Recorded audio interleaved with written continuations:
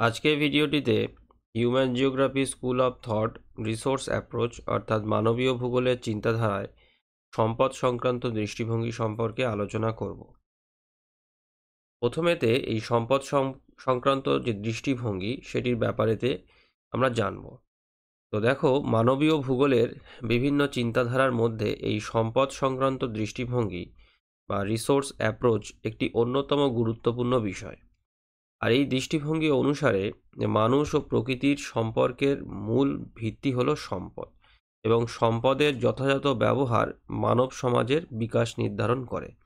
অর্থাৎ এই কথাটাই হচ্ছে এই দৃষ্টিভঙ্গির মূল বিষয়, অর্থাৎ মানুষ ও প্রকৃতির যে সম্পর্ক তার ভিত্তি সম্পদের উপরেতে টিকে রয়েছে, এবং এই সম্পদের যথাযথ ব্যবহারই মানব সমাজের বিকাশ বা উন্নয়নকে নির্ধারণ করে। আর এই দৃষ্টিভঙ্গি মূলত মানুষ কিভাবে প্রাকৃতিক ও মানবীয় সম্পদ ব্যবহার করে এবং এটি কিভাবে সমাজের আর্থসামাজিক কাঠামোকে প্রভাবিত করে তা বিশ্লেষণ করে। তো এটা হচ্ছে সম্পদ সংক্রান্ত দৃষ্টিভঙ্গির একদম মূল বিষয়, যেটা নিয়ে এই দৃষ্টিভঙ্গি আলোচনা করে। এবারেতে আমরা এই দৃষ্টিভঙ্গির অন্যান্য যে সমস্ত বিষয়গুলো রয়েছে সেগুলোকে একের পর এক দেখে নেব। তো এবারেতে দেখা যাক যে এই যে সম্পদ সংক্রান্ত যে দৃষ্টিভঙ্গির এর মূল আলোচনার ক্ষেত্র বা এর যে পরিধি সেটা কি, মানে কি কি বিষয় এর আলোচনার মধ্যে আসে। তো প্রথমত দেখো যে কিভাবে মানুষ তার চারপাশের সম্পদ ব্যবহার করে। অর্থাৎ প্রকৃতিতে যে সম্পদ রয়েছে, অর্থাৎ মানুষ যখন নিরপেক্ষ বস্তুগুলি থেকে তার সংস্কৃতির মাধ্যমে, তার শিক্ষা জ্ঞান বুদ্ধির মাধ্যমে যখন সেই নিরপেক্ষ বস্তুগুলো যখন একে একে সম্পদে পরিণত করে, তখন মানুষের সেই সম্পদগুলো মানুষ কিভাবে ব্যবহার করে সেটি এই দৃষ্টিভঙ্গির আলোচনা মধ্যে পড়ে। তারপরে দেখো যে সম্পদ আহরণ, ব্যবহার এবং সংরক্ষণ কিভাবে করা হয়। অর্থাৎ মানুষ প্রকৃতি থেকে কিভাবে সম্পদ আহরণ করছে, কিভাবে সেটাকে ব্যবহার করছে, এবং সবথেকে গুরুত্বপূর্ণ যে বিষয় সেটা হচ্ছে যে ভবিষ্যৎ প্রজন্মের জন্যে যে সম্পদের সংরক্ষণ করার যে বিষয়টি সেটি মানুষ কিভাবে করছে। তো এই বিষয়টি এই বিষয়গুলি আলোচনা করা হয়। তারপরেতে দেখো আর একটা যেটা বিষয় রয়েছে গুরুত্বপূর্ণ, সেটা হচ্ছে যে সম্পদের অনিয়ন্ত্রিত ব্যবহার কিভাবে পরিবেশ ও সমাজকে প্রভাবিত করে। অর্থাৎ যে কোনো সম্পদের যদি সেটা অপরিকল্পিত মানে এবং অনিয়ন্ত্রিতভাবে ব্যবহার করা হয়, যথেচ্ছ পরিমাণে প্রয়োজনের থেকেও বেশি সেগুলোকে যদি ব্যবহার করা হয়, তাহলে সেটা পরিবেশ সামগ্রিকভাবে মানুষের যে পরিবেশ, প্রাকৃতিক এবং পরিবেশ এবং তার পাশাপাশি মানুষের যে সমাজ, সেই সামাজিক পরিবেশের উপরেতে সমাজকে কিভাবে প্রভাবিত করে থাকে ইত্যাদি বিষয়গুলো এই আলোচনার মধ্যে এই দৃষ্টিভঙ্গির আলোচনার ক্ষেত্রের মধ্যে আসে। এরপরেতে আমরা যেটা আলোচনা করব সেটা হচ্ছে যে এই যে সম্পদ সংক্রান্ত যে দৃষ্টিভঙ্গি এর যে বিকাশ কিভাবে হয়েছে এবং কোন কোন চিন্তাবিদরা বা ভূগোলবিদ এই সম্পদ সংক্রান্ত দৃষ্টিভঙ্গির বিকাশেতে তাদের অবদান রেখেছেন। তো সেটা এবারে এক এক করে আমরা দেখব। তো প্রথমে আসি ফ্রেডরিক র্যাটজেলের সম্পর্কে। তো ফ্রেডরিক র্যাটজেল বলছেন যে মানুষ প্রকৃতির দ্বারা নিয়ন্ত্রিত। র্যাটজেল মূলত এই পরিবেশগত নিয়ন্ত্রণবাদের এনভায়রনমেন্টাল ডিটারমিনিজমের এই নিয়ন্ত্রণবাদের একজন অন্যতম সমর্থক বলতে পারো। তো মানুষ প্রকৃতির দ্বারা নিয়ন্ত্রিত, এটা র্যাটজেল বলছে। অর্থাৎ প্রকৃতি মানুষের জীবনকে নিয়ন্ত্রণ করে থাকে এবং প্রকৃতির সম্পদই তার জীবনযাত্রা নির্ধারণ করে। অর্থাৎ প্রাকৃতিক যে সম্পদ, সেই প্রাকৃতিক সম্পদ হচ্ছে মানুষের জীবনযাত্রাকে নির্ধারণ করে। আর এর যে উদাহরণ, এই বক্তব্যের সাপেক্ষে যে উদাহরণটা আমরা দিতে পারি সেটা হচ্ছে যে দেখো যে মিশর এবং মেসোপটেমিয়ার যে প্রাচীন যে সভ্যতা, সেই সভ্যতা নদীর কাছে গড়ে উঠেছিল। তার প্রধান কারণটাই হচ্ছে জল।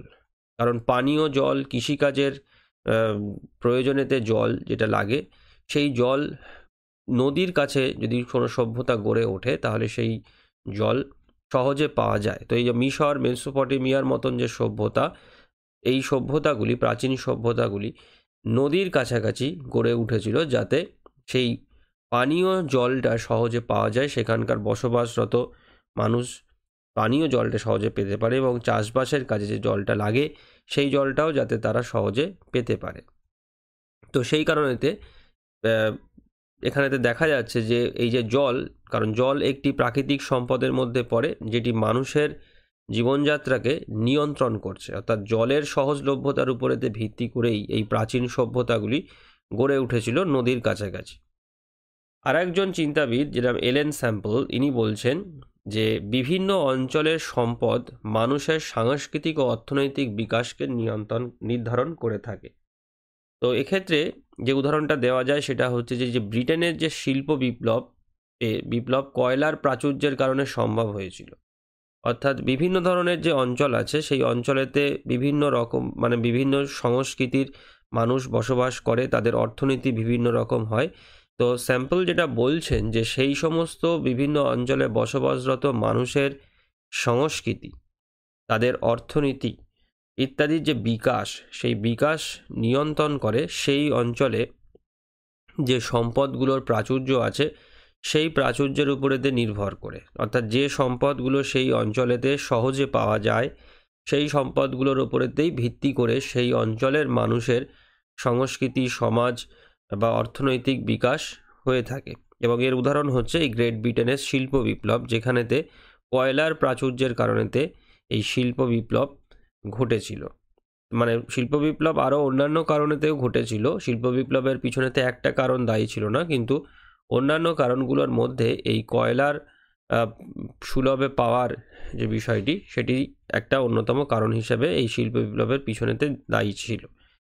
এরপরে দেখো যে পল ভিদেল দে লা ভ্লাস অন্যতম একজন আমাদের ভূগোলের ভৌগোলিক, তিনি সম্ভাবনাবাদের অন্যতম একজন প্রবক্তাও বলতে পারো, যেখানেতে তিনি বলছেন যে মানুষ কেবল প্রকৃতির নিয়ন্ত্রণাধীন নয়, অর্থাৎ বরং সে সম্পদের সঠিক ব্যবহার করে তার জীবনযাত্রা উন্নত করতে পারে।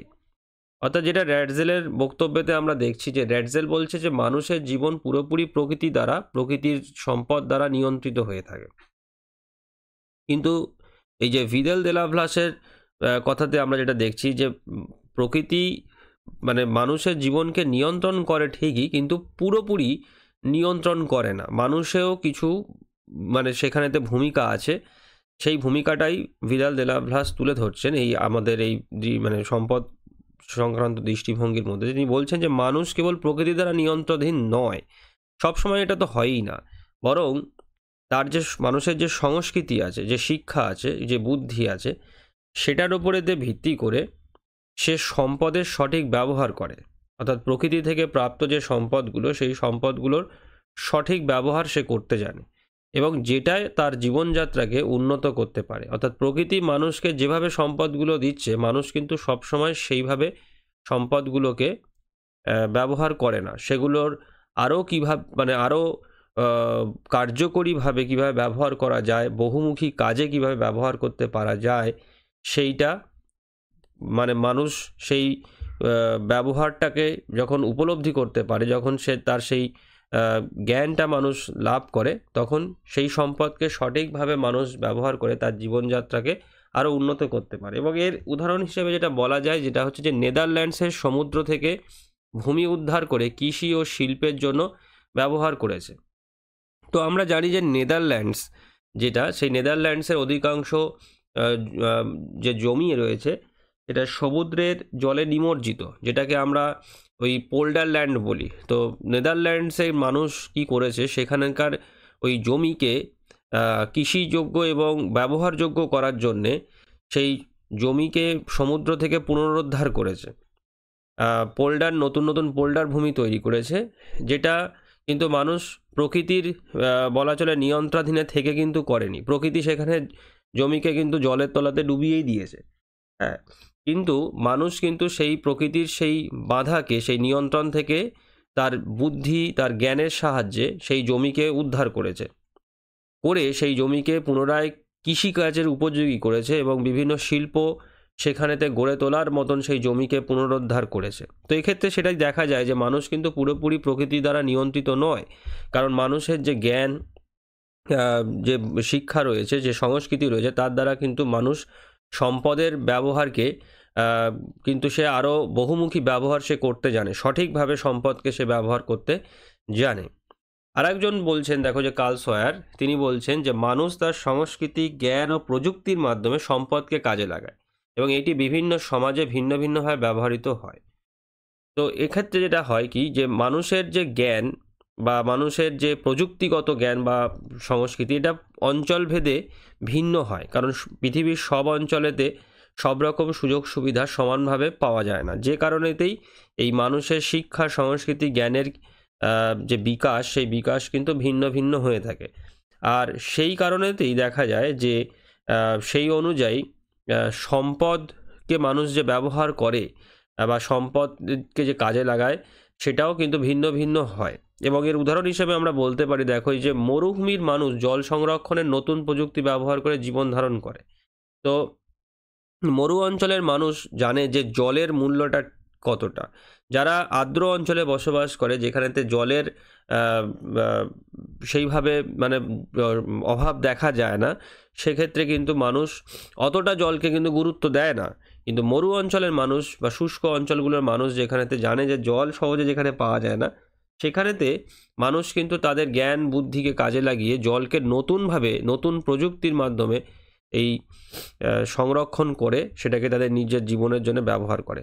এটার আর একটা উদাহরণও আছে, যেরকম আমাদের ভারতবর্ষে যে তামিলনাড়ু যে রাজ্যটি রয়েছে, এই তামিলনাড়ু রাজ্যেতে একটা জল সংকটের অবস্থা তৈরি হয়েছিল, কিন্তু সেখানকার মানুষজন এই বৃষ্টির জল সংরক্ষণের নতুন নতুন পদ্ধতি আবিষ্কার করে সেখানকার যে জলের যে সমস্যাটি, সেটি অনেকটা কিন্তু কমিয়ে আনতে পেরেছে, জলের সমস্যা। এবং ভারতবর্ষের মধ্যে এই তামিলনাড়ু রাজ্যটি মানে বৃষ্টির জল সংরক্ষণেতে একটি অগ্রণী রাজ্য হিসেবে আমাদের সামনে উঠে এসেছে। তো এইভাবেই ব্যাপারটা হয় যে সম্পদ যে ব্যবহার, সেই ব্যবহার মানুষ বিভিন্ন অঞ্চলেতে বিভিন্ন রকমভাবে করে থাকে, তাদের শিক্ষা, সংস্কৃতি, দক্ষতার মাধ্যমেতে বিভিন্ন রকমভাবে। কখনো প্রকৃতির যে সম্পদগুলো দিয়েছে, সেই সম্পদগুলো যে মানুষ সম্পূর্ণ একই রকমভাবে ব্যবহার করে তা নয়, সেই সম্পদের আরও বহুমুখী ব্যবহার করে, সঠিকভাবে সেগুলোকে ব্যবহার করে মানুষ তার জীবনযাত্রার উন্নতির কাজেতে, অর্থনীতির উন্নতির কাজেতে সেগুলোকে ব্যবহার করে থাকে। এরপরেতে এই সম্পদ সংক্রান্ত দৃষ্টিভঙ্গির যে মূল যে বৈশিষ্ট্যগুলি আছে, সেগুলো আমরা একটু একে একে দেখে নিই। তো প্রথম দেখো যে গুরুত্বপূর্ণ যে বৈশিষ্ট্যটি রয়েছে, সেটা হচ্ছে সম্পদের স্থানিক বন্টন। অর্থাৎ কি, যে সম্পদ বিশ্বের সব জায়গায় কিন্তু সমানভাবে বন্টিত হয়নি। আমাদের পৃথিবীতে বেশিরভাগ সম্পদ যেগুলো আছে, কিছু সম্পদ আছে যেরকম যেগুলো সর্বজনীন, সব জায়গায় পাওয়া যায়, যেমন সূর্যের আলো, বায়ু রয়েছে, এগুলো সব জায়গাতেই পাওয়া যায়, এগুলো সর্বত্র লভ্য। কিন্তু এগুলো ছাড়াও যেগুলো সভ্যতার উন্নতিতে যে সমস্ত সম্পদগুলো কাজে লেগেছে, যেরকম বিভিন্ন খনিজ সম্পদ, যেগুলো কয়লা, খনিজ তেল বা অন্যান্য যে সমস্ত আকরিকগুলো আছে, এইগুলো কিন্তু পৃথিবীর সব জায়গাতে সমানভাবে বন্টিত হয়নি। কোনো দেশেতে বা কোনো অঞ্চলেতে বেশিভাবে আছে, তো কোনো জায়গায় কম আছে, বা কোনো জায়গায় একদম নেই। তো এইটা কিন্তু একটা গুরুত্বপূর্ণ বৈশিষ্ট্য। এবং দেখো এখানে যে উদাহরণটি যেটা দেওয়া হয়েছে, যে মধ্যপ্রাচ্যের তেলের প্রাচুর্য আছে, কিন্তু সেখানে জলের অভাব রয়েছে। অর্থাৎ দেখো যে প্রকৃতিও এখানেতে একটা রয়েছে, যে তোমাকে সব কিছু দিয়ে স্বয়ং সম্পূর্ণ করেনি। একটা সম্পদ হয়তো তোমাকে খুব বেশি পরিমাণেতে দিয়েছে, কিন্তু আর একটা দিক থেকে তোমাকে আর একটা কোনো সম্পদের দিক থেকে তোমাকে কমিয়ে দিয়েছে। যেরকম মধ্যপ্রাচ্যেতে আমাদের পৃথিবীর সব থেকে বেশি তেলের সঞ্চয় মিডিল ইস্টে রয়েছে, মধ্যপ্রাচ্যের দেশগুলোতে রয়েছে, কিন্তু সেখানে যেহেতু বেশিরভাগটাই উষ্ণ শুষ্ক মরু অঞ্চলের মধ্যে পড়ে, সেই জন্য সেখানে জলের একটা বড় অভাব রয়েছে, বিশেষ করে পানীয় জলের। এইটা। তারপর দ্বিতীয় যে বৈশিষ্ট্যটা আছে, দেখো যে সম্পদের ব্যবহার ও অর্থনীতি। অর্থাৎ মানুষের অর্থনৈতিক ক্রিয়াকলাপ অনেকাংশে সম্পদের উপর নির্ভরশীল। তো এটা অবশ্যই আমাদের সভ্যতার উন্নতির পিছনেতে সম্পদের একটা বড় ভূমিকা রয়েছে। মানুষ যেদিন থেকে এই সম্পদগুলোর ব্যবহার করতে শিখেছে, অর্থাৎ প্রকৃতির সেই নিরপেক্ষ বস্তু যেগুলো সম্পদ হওয়ার আগেতে মানুষের কোনো কাজে লাগতো না, সেই মানুষ যখন সেই নিরপেক্ষ বস্তুগুলোকে যখন সম্পদ হিসেবে ব্যবহার করতে শিখেছে, সেদিন থেকেই আমাদের সভ্যতার উন্নতি হয়েছে। আস্তে আস্তে সেগুলোর উন্নতি হয়েছে। মানুষের যত সময় যেতে যেতে যত মানুষের শিক্ষা, বুদ্ধি, দক্ষতা বেড়েছে, তত মানুষ কি করেছে, সেই সম্পদগুলোকে আরও বহুমুখী ব্যবহার করতে শিখেছে। এবং যেটা সামগ্রিকভাবে মানুষের যে অর্থনীতি, যে যেটা রয়েছে তার উন্নতি বা বিকাশ লাভ ঘটিয়েছে। যেমন দেখো, ভারতে পাঞ্জাব হরিয়ানার উর্বর মাটি থাকায় কৃষি উৎপাদন বেশি। আমাদের ভারতবর্ষের অন্যতম একটি মানে কৃষিতে অগ্রণী একটি জায়গা হচ্ছে এই পাঞ্জাব হরিয়ানা বা সিন্ধু শতদ্র সমভূমির যে অঞ্চল, যেখানেতে আমাদের সবুজ বিপ্লবও ঘটানো হয়েছিল আমাদের কৃষিতে। তো সেক্ষেত্রে এই কৃষির উৎপাদন সেখানেতে বেশি, যেটা সেখানকার মানুষের অর্থনীতিকে অনেকটা মানে উন্নতি করেছে বা করেছে। এবং এক্ষেত্রে দেখা যায়, দেখো যে এই যে অর্থনীতিটা আছে আমাদের, সেই অর্থনীতিটা কৃষির উপরেতে নির্ভরশীল। অর্থাৎ দেখো, আমি যেটা বলতে চাইছি যে পৃথিবীতে এরকম অনেক দেশ আছে, অনেক অঞ্চল রয়েছে যেখানেতে প্রধান মানে কোনো এর অর্থনীতিটা কৃষির উপর নির্ভরশীল। তার কারণটা হচ্ছে কৃষিজ সম্পদের মানে কৃষি জমি, মানে উর্বর কৃষি জমি থাকার জন্য সেখানেতে কৃষিজ ফসল, বিভিন্ন ফসলগুলো ভালো হয়। আবার এমন জায়গা রয়েছে যে সমস্ত জায়গায় কৃষি ভালো হয় না, কিন্তু সেখানেতে শিল্পভিত্তিক বিভিন্ন উৎপাদন ভালো হয়ে থাকে, বা কোনো খনিজ আকরিক সেখানেতে বেশি পরিমাণেতে পাওয়া যায়। অর্থাৎ মানুষের অর্থনীতির বা অর্থনৈতিক যে কার্যকলাপ, যেগুলো বিভিন্ন যে মানুষের যে অর্থনৈতিক কার্যকলাপ, সেগুলো সবই কিন্তু সম্পদের উপর নির্ভরশীল, কোনো না কোনো সম্পদের উপরেতে, তার প্রাচুর্যের উপরেতে নির্ভরশীল হয়ে থাকে। তারপরে 3 নম্বর যে বৈশিষ্ট্য আছে, দেখো যে সম্পদের ব্যবহার ও স্থিতিশীল উন্নয়ন। তো সম্পদের অতিরিক্ত ব্যবহার পরিবেশের ভারসাম্য নষ্ট করতে পারে, আর যেটা স্থিতিশীল উন্নয়নের পথে একটা বড় বাধা হয়ে দাঁড়ায়। অর্থাৎ আমরা যদি মানে পরিকল্পিতভাবে আমরা যদি আজকের দিনে যে সমস্ত সম্পদগুলো সহজে পাওয়া যায় বা প্রচুর পরিমাণেতে রয়েছে, সেই সম্পদগুলোকে যদি আমরা বেশি পরিমাণেতে ব্যবহার করি, তাহলে আস্তে আস্তে দেখা যাবে যে পরিবেশের একটা ভারসাম্য নষ্ট হচ্ছে, এবং সর্বোপরি ভবিষ্যৎ প্রজন্মের জন্যে যে সম্পদ সংরক্ষণের যে বিষয়টি, এটা স্থিতিশীল উন্নয়নের প্রধান মানে মূল বিষয়ের মধ্যে যেটা পড়ে, যে আগামী প্রজন্মের বা ভবিষ্যৎ প্রজন্মের জন্য এই উন্নয়নটাকে ধারাবাহিকভাবে রাখতে হবে। তার সেই জন্যেই আজকের যে সমস্ত সম্পদগুলো পাওয়া যায়, সেই সমস্ত সম্পদের যে প্রাপ্যতাটা, সেটাও ধারাবাহিকতা থাকতে হবে, আজকেরও পাওয়া যাবে, ভবিষ্যতেও পাওয়া যাবে। তো সেই কারণেতে অতিরিক্ত যদি সম্পদকে আমরা ব্যবহার করে নিই আজকের এতে, তাহলে সেটা পরিবেশের ক্ষতি তো করবেই, তার সঙ্গে সঙ্গে এই যে স্থিতিশীল উন্নয়ন, তার পথেতেও একটা বড় বাধা হয়ে দাঁড়াবে। যেমন এই অরণ্য বিনাশ করলে জলবায়ুর পরিবর্তন ঘটে, আর যেটা ভূমিধসের সম্ভাবনা বাড়িয়ে দেয়, যেটা পাহাড়ি অঞ্চলেতে দেখা যায়। আর 4 নম্বর যেটা রয়েছে, যে সম্পদের বৈষম্য বিশ্ব রাজনীতি। অর্থাৎ সম্পদের অসম বন্টনের কারণে আন্তর্জাতিক রাজনীতি ও অর্থনীতির বৈষম্য সৃষ্টি হয়ে থাকে। তো এটা অবশ্যই সারা পৃথিবীব্যাপী, যেটা শুরুতে বললাম, যে সম্পদের যে বন্টন, সেটা সব জায়গাতে সমান নয়। এবং এটা দেখা যায় যে যেহেতু বিভিন্ন দেশ, ধরো একটা দেশে কোনো সম্পদ বেশি পরিমাণে আছে, তো আরেকটা দেশে সম্পদ কম আছে। এবারেতে যদি সেই দেশের রাজনৈতিক পরিস্থিতি ভালো না থাকে, দু দেশের মধ্যে রাজনৈতিক সম্পর্ক যদি ভালো না থাকে, তাহলে দেখা যাবে যে সেই সম্পদ আনা বা আমদানি রপ্তানির ক্ষেত্রে একটা সমস্যা তৈরি হয়ে থাকে, যেটা অনেক ক্ষেত্রে অর্থনৈতিক বৈষম্য সৃষ্টি করে। কিংবা দেখা যায় যে কোনো দেশ তার নিজের যে সম্পদ আছে, সেই সম্পদের সঠিক পরিমাণে ব্যবহারগুলো ঠিকঠাকভাবে করে সে অর্থনৈতিক দিক থেকে অনেক উন্নতিতে চলে গিয়েছে, আর সেই তুলনায় অন্যান্য দেশ পিছিয়ে রয়েছে। তো এরকমভাবে সারা পৃথিবীব্যাপী এই আন্তর্জাতিক স্তরেতে বিভিন্ন রাজনৈতিক যে অস্থিরতা বা অর্থনৈতিক যে টানাপোড়েন, তার মাধ্যমে যে এই সম্পদের একটা বৈষম্য তৈরি হয়ে থাকে। আর যেটা খুব ভালো করে দেখলে দেখা যাবে যে মানে এই যে বৈষম্যটা, এটা এই সম্পদের অসম বন্টনের কারণেতেই সৃষ্টি হয়ে থাকে।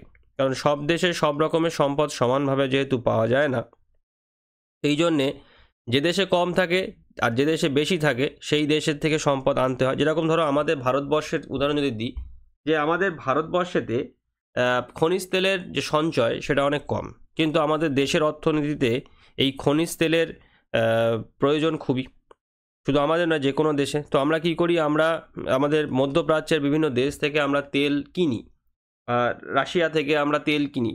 তো এই যে আমরা যে তেল যে কেনা হয়, এবারেতে যে দেশ থেকে তেল আমরা কিনছি, সেই দেশের সঙ্গে কিন্তু আমাদের রাজনৈতিক সম্পর্কটা ভালো থাকতে হবে। তা না হলে তারা যদি তেল বিক্রি করা আমাদের বন্ধ করে দেয়, তখন আমাদের কি হবে, আমাদের দেশের অর্থনীতি ভেঙে পড়বে।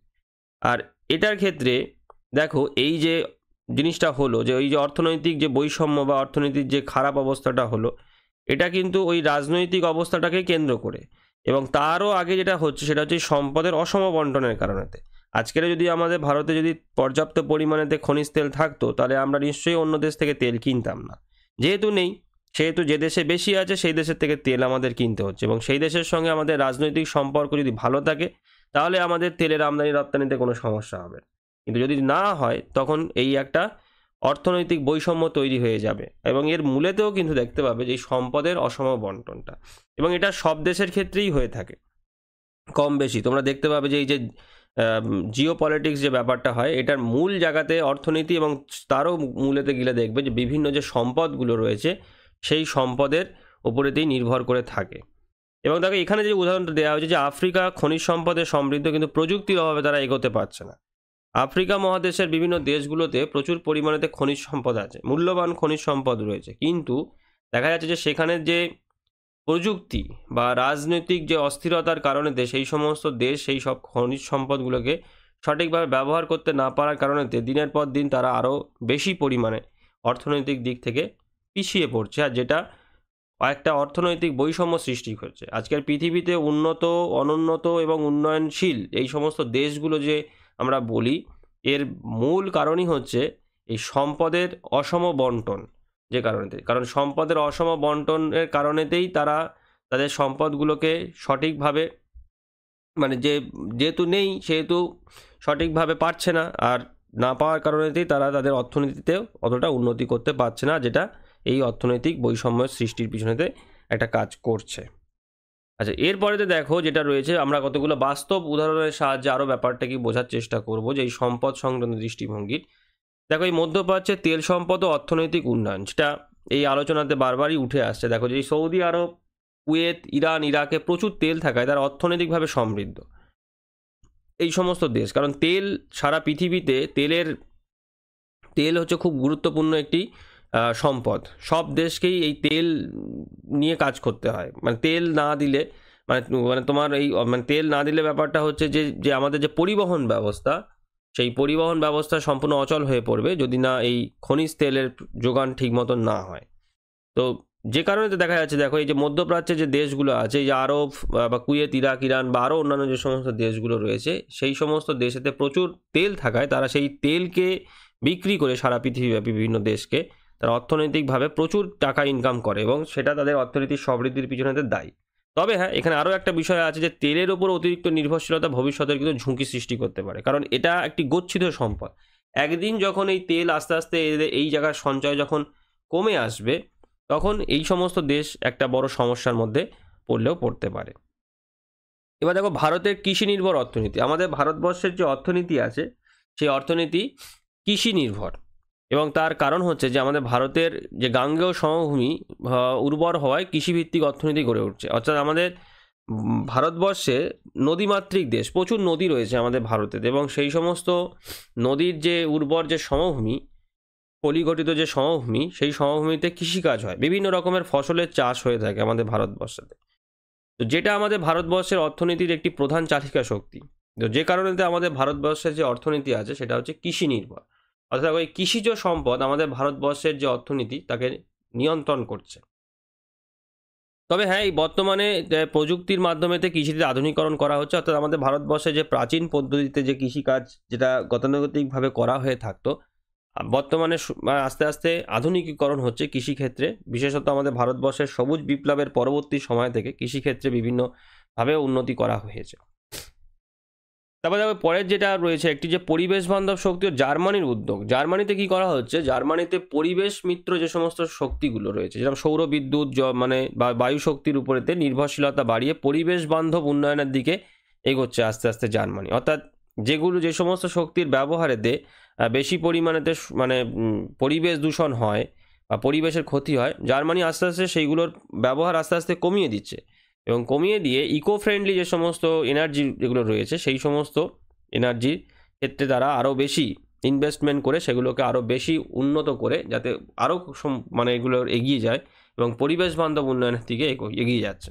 এবার দেখো এটি জীবাশ্ম জ্বালানির উপর নির্ভরশীলতা কমিয়েছে এবং স্থিতিশীল উন্নয়নের মডেল তৈরি করেছে। অর্থাৎ স্থিতিশীল উন্নয়নেতে যেটা বলা হয় যে পরিবেশের ক্ষতিটাকে কমিয়ে নিয়ে আসা, যতটা সম্ভব ইকো ফ্রেন্ডলি বিভিন্ন শক্তিগুলোকে ব্যবহার করা। আর জীবাশ্ম জ্বালানির মধ্যে যেটা আমাদের কয়লা, খনিজ তেল এগুলো পড়ে, যেগুলো পরিবেশের দূষণ ঘটায়, কিন্তু আমাদের কাছে সেইভাবে বিকল্পও নেই যে এগুলোর বিকল্প হিসেবে কিছু ব্যবহার করা। কিন্তু আস্তে আস্তে যদি আমরা প্রযুক্তিকে কাজে লাগিয়ে এগুলোকে বিকল্প মানে ইয়ে করে যদি করি, যেরকম এই সৌর বিদ্যুৎ আছে, বায়ু শক্তি আছে, তাহলে সেটা আস্তে আস্তে অনেকটা হেল্প হবে। তো যেটা জার্মানি সেই উদ্যোগটা নিয়েছে আস্তে আস্তে, যে পরিবেশ মিত্র শক্তিগুলোর মানে ব্যবহার আস্তে আস্তে বাড়াচ্ছে। আর দেখো, অরণ্য বিনাশ ও জলবায়ুর পরিবর্তন, যেমন ধরো এই আমাজন বনাঞ্চলের ধ্বংস এবং পৃথিবীর জলবায়ুর উপর একটা বড় প্রভাব ফেলেছে। কারণ অ্যামাজনের যে জঙ্গল, যে নিরক্ষীয় যে বনাঞ্চল আছে, যেটাকে আমাদের পৃথিবীর ফুসফুস বলা হয়ে থাকে, কারণ সব থেকে বেশি অক্সিজেনের যোগান আমাদের পৃথিবীতে এই অরণ্যাঞ্চল দেওয়া হচ্ছে। কিন্তু বর্তমানে মানব সভ্যতার অগ্রগতির ফলেতে সেই জঙ্গলের বনাঞ্চলের অনেক জিনিস, অনেক বনভূমি কাটা হচ্ছে কৃষিক্ষেত্র বা রাস্তা নির্মাণ করার জন্যে, যে কারণেতে পরিবেশের উপরে তো প্রভাব পড়ছে, জলবায়ুর উপরে বড় প্রভাব ফেলছে, এবং সম্পদের অনিয়ন্ত্রিত ব্যবহার পরিবেশগত বিপর্যয় সৃষ্টি করতে পারে যেটা। এবং আমাদের এখনকার বিভিন্ন যে সমস্ত পরিবেশগত বিপর্যয়, তার বেশিরভাগটাই মানুষের এই অবিবেচনা প্রসূত এই সম্পদের যে ব্যবহার, বা মানে এই যে বিশেষত এই অরণ্য সম্পদের ধ্বংস করা ইত্যাদি কিন্তু জড়িত রয়েছে। তো দেখো, এইখানেতে এই সামগ্রিকভাবে যেটা দেখা যাচ্ছে, যে এই যে আমাদের যে সম্পদ সংক্রান্ত দৃষ্টিভঙ্গির যে মূলে যেটা বলা হয় আর কি, যে মানুষ যেভাবে সম্পদগুলোকে ব্যবহার করছে তার উপরেই কিন্তু মানুষের জীবনযাত্রা নির্ভর করে। আর যেটাই মানবীয় ভূগোলের এই সম্পদ সংক্রান্ত দৃষ্টিভঙ্গির প্রধান আলোচ্য বিষয়ের মধ্যে পড়ে, মানে এটাকেই মানে কেন্দ্র করে আলোচনা করা হয়ে থাকে। তবে হ্যাঁ, এই দৃষ্টিভঙ্গির সমালোচনাও আছে, কতগুলো দিক আছে যেখান থেকে দৃষ্টিভঙ্গির সমালোচনা করা হয়ে থাকে। তো প্রধানত যে প্রাকৃতিক সম্পদ একমাত্র নির্ধারক নয়। এই যে জাপানের খনিজ সম্পদের অভাব থাকা সত্ত্বেও প্রযুক্তি ও মানবীয় সম্পদের ব্যবহারে উন্নত দেশ। জাপানেতে বিভিন্ন রকমের খনিজ সম্পদ, বিশেষত লোহা, এগুলোর অভাব আছে। কিন্তু আজকের দিনে দেখো, এই জাপান আমাদের পৃথিবীতে একটি উন্নত দেশের মধ্যে করেছে। কারণ জাপান শুধুমাত্র তার প্রাকৃতিক সম্পদের উপরে নির্ভরশীল ছিল না, জাপান তার প্রযুক্তিকে উন্নতি করেছে, যেটা অন্যতম একটা মানবীয় মানে সাংস্কৃতিক সম্পদের মধ্যে পড়ে। মানুষের এই যে শিক্ষা, জ্ঞান, প্রযুক্তিগত যে দক্ষতা ইত্যাদি এগুলোকে জাপান আরও বেশি মানে বাড়ানোর চেষ্টা করেছে নিরন্তর।